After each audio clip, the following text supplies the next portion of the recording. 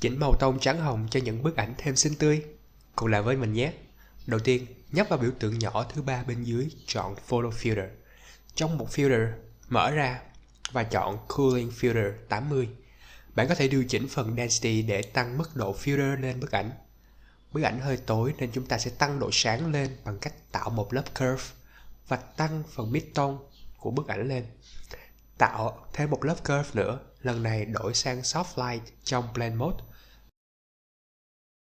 và tăng khu vực màu đen lên 50%. Bạn thấy thế nào?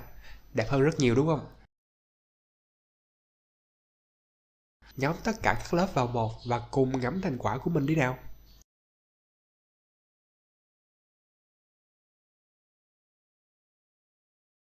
Bên mình còn có nhiều thủ thuật, mẹo hay của Photoshop trên kênh YouTube.